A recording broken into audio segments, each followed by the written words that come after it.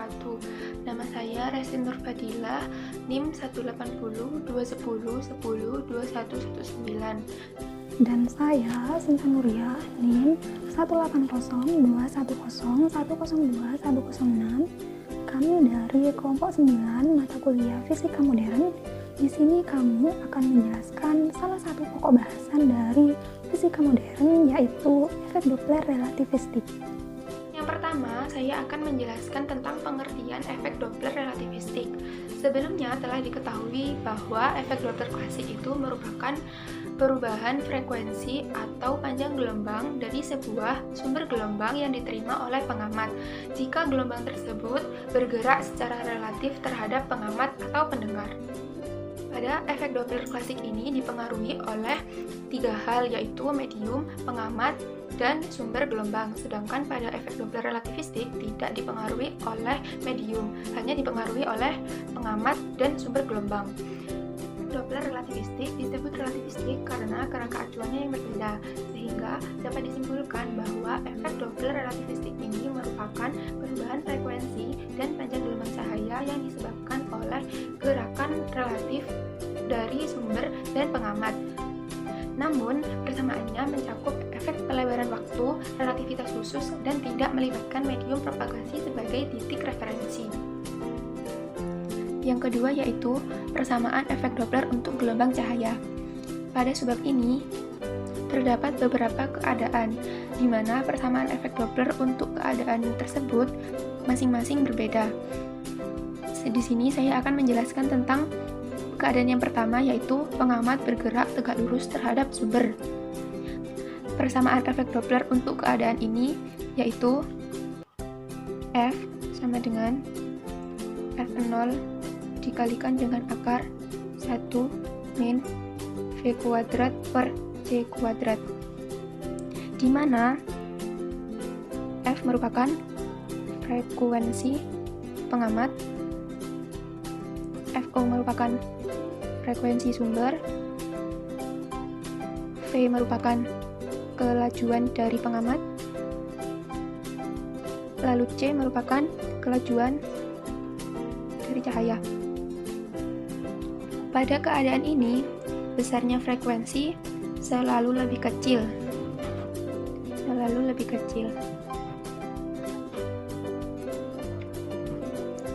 Frekuensi ini juga sama dengan seperti T ini waktu, sedangkan T ini diperoleh dari T sama dengan T0 per akar dari 1 min V kuadrat per C kuadrat. Nah, untuk keadaan yang kedua ialah pengamat bergerak mendekati sumber. Pada keadaan ini akan kita ketahui bahwa jika sumber dan pengamat bergerak saling mendekati, maka frekuensi terdengar akan lebih besar dari frekuensi yang dihasilkan oleh sumber. Kemudian yang kedua, ketika benda mendekati pengamat, frekuensi panjang gelombang tampak meningkat. Kemudian yang ketiga, jarak antar puncak ke puncak, baik pada keadaan sumber dan pengamat diam maupun pengamat bergerak mendekati sumber dengan kecepatan V, akan kita ketahui seperti berikut, yaitu yang pertama, jarak antar puncak ke puncak ketika sumber dan pengamat diam adalah lambda 0 sama dengan C kali T0. Kemudian saat pengamat bergerak mendekati sumber, maka jarak antar puncak ke puncaknya adalah lambda sama dengan C min V kali T. Nah, kenapa di sini bernilai negatif? Karena pada saat pengamat bergerak mendekati sumber, itu artinya mereka bergerak dengan arah yang saling berlawanan, sehingga di sini bernilai negatif. Lalu, bagaimana menentukan persamaan frekuensi yang diamati pada keadaan pengamat bergerak mendekati sumber ini? Nah, seperti yang kita ketahui bahwa persamaan umum dari frekuensi itu sendiri adalah frekuensi sama dengan 1 per periode. Sehingga untuk mencari nilai frekuensi atau persamaan frekuensi, kita bisa dengan menentukan periode terlebih dahulu, yaitu T sama dengan T min VT per C. Kemudian kita ketahui bahwa pada persamaan keadaan yang pertama ini, T bisa kita ganti menjadi T0 per akar 1 plus V kuadrat per C kuadrat, sehingga persamaan ini menjadi T0 min 1 min V per C per akar 1 plus V kuadrat per C kuadrat. Nah, kemudian ini kita rasionalkan dan kita peroleh T0 akar 1 min V per C per akar 1 min V per C kali akar 1 min V per C 1 plus V per C, dan ini adalah juga akar. Nah, kemudian kita bisa peroleh nilai periode itu T0 akar 1 min V per C per akar 1 plus V per C. Nah, dari persamaan periode ini kita dapat menentukan frekuensi yang diamati, yaitu sebagai berikut. Karena frekuensi adalah 1 per periode, maka 1 per T0 akar 1 plus V per C per 1 min V per C. Sehingga persamaan frekuensi yang kita peroleh adalah sebagai berikut. Frekuensi sama dengan V0 akar 1 plus V per C per 1 min V per C. Ketiga adalah pengamat bergerak menjauhi sumber. Pada keadaan ini, ketika sumber dan pengamat bergerak saling menjauhi, maka frekuensi terdengar akan lebih kecil dari frekuensi yang dihasilkan oleh sumber tersebut. Yang kedua, ketika benda menjauhi pengamat, maka frekuensi panjang gelombang tampak menurun. Dan yang ketiga, jarak antar puncak ke puncak pada keadaan pengamat bergerak menjauhi sumber terdapat pada dua keadaan, yaitu sumber dan pengamat diam. Maka jarak antar puncak ke puncaknya adalah lambda 0 sama dengan C kali T0. Kemudian pada saat pengamat bergerak menjauhi sumber dengan kecepatan V, maka jarak antar puncak ke puncaknya adalah lambda sama dengan C plus V kali T. Di sini bernilai negatif karena arah geraknya searah. Kemudian untuk frekuensi yang diamati persamaannya sama seperti yang sebelumnya untuk mencari frekuensi yang diamati, yaitu dengan terlebih dahulu mencari nilai periode T min VT per C T0 1 plus V per C per akar 1 min V kuadrat per C kuadrat T0 akar 1 plus V per C per akar 1 plus V per C kali akar 1 plus V per C per akar 1 min V per C. Nah, dari sini kita akan peroleh nilai persamaan periodenya, yaitu T sama dengan T0 akar 1 plus V per C per akar 1 min V per C. Di sini perbedaannya dengan keadaan pengamat bergerak mendekati sumber. Pada pengamat bergerak mendekati sumber, di sini bernilai negatif dan di sini positif, sedangkan pada pengamat bergerak menjauhi sumber adalah kebalikannya. Kemudian dari sini, dari periode kita dapat menentukan persamaan frekuensinya. Dengan persamaan frekuensi yaitu F sama dengan 1 per T, kita dapat langsung memasukkan hasil persamaan T yang sudah kita peroleh di atas. Sehingga frekuensi yang teramati adalah 1 per T0 akar 1 min V per C per 1 plus V per C, atau menjadi F sama dengan F0 akar 1 min V per C per 1 plus V per C. Ini adalah persamaan untuk keadaan pengamat bergerak menjauhi sumber.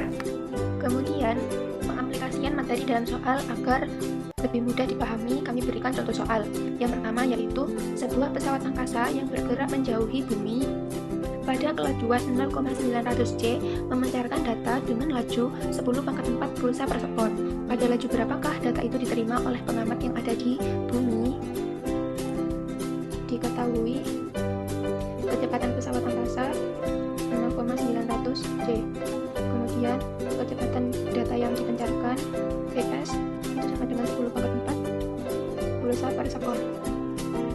Kemudian ditanya pada laju berapakah data itu diterima oleh pengamat yang ada di bumi?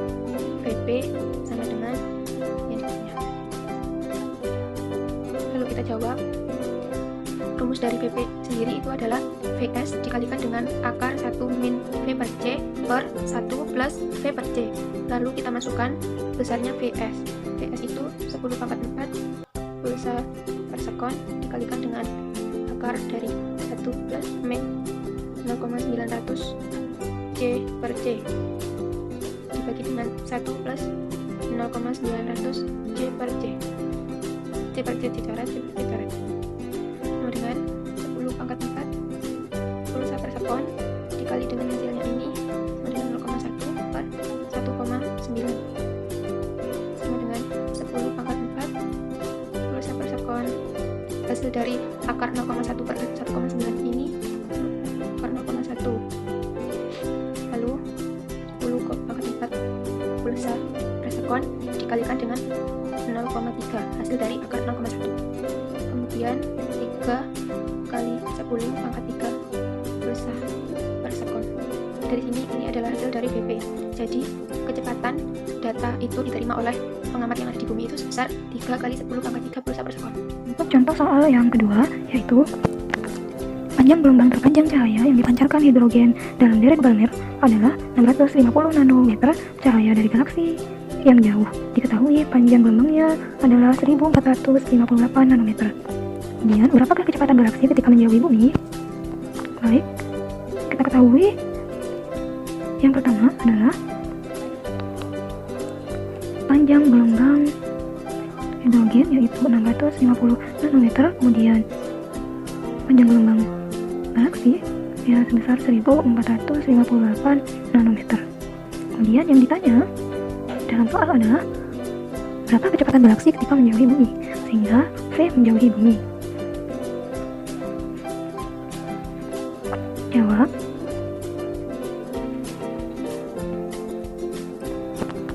Nah, karena di sini kecepatan menjauhi bumi, maka persamaan yang kita pakai adalah keadaan di mana benda bergerak menjauhi bumi, yaitu F sama dengan F0 akar 1 min V per C per 1 plus V per C. Nah, atau V sama dengan V0 akar 1 min V per C per 1 plus V per C.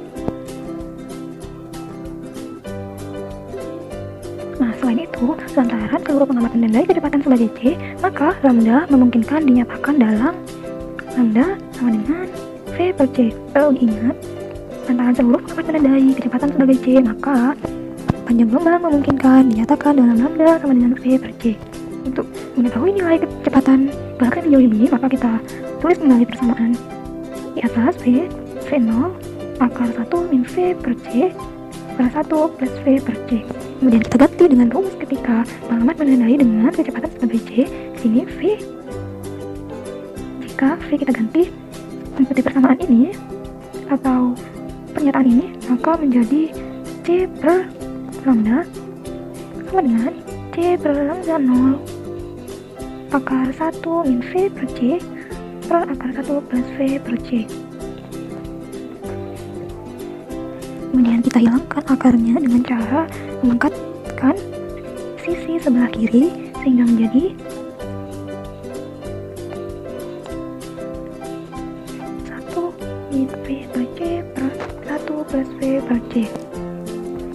Dengan demikian kita dapat menentukan hal-hal yang kita ketahui dari soal seperti panjang gelombang hidrogen dengan panjang gelombang galaksi.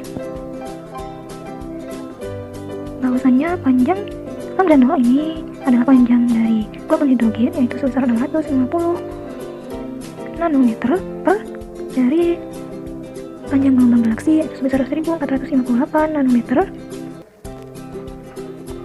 1 min V per C 1 plus V per C. Langsung saja kita peroleh hasil 0,199 sama dengan 1 min V per C per 1 plus V per C. 0,199 plus 0,199 per C sama dengan 1 min V per C. Kemudian 1 min 0,199 sama dengan 0,199 plus V per C. 0,801 sama dengan 0,199 V per C. Kemudian 0,801 sama dengan 0,199 V. C dapat kita ganti dengan nilai dari kecepatan cahaya itu sendiri, yaitu sebesar 3 dikali 10 pangkat 8 meter per sekon. Nah, dari sini kita dapat mengetahui nilai V itu 0,801 dikali 3 kali 10 pangkat 8 meter per sekon 3 kali 10 pangkat 8 dibagi 0,199, maka nilai V-nya adalah 2,00417 kali 10 pangkat 8 meter per sekon. Tadi materi yang dapat kami jelaskan. Terima kasih atas Terima kasih atas perhatiannya. Maaf apabila ada kesalahan dalam penjelasan yang telah kami lakukan. Wabillahi taufiq wal hidayah. Wassalamualaikum warahmatullahi wabarakatuh.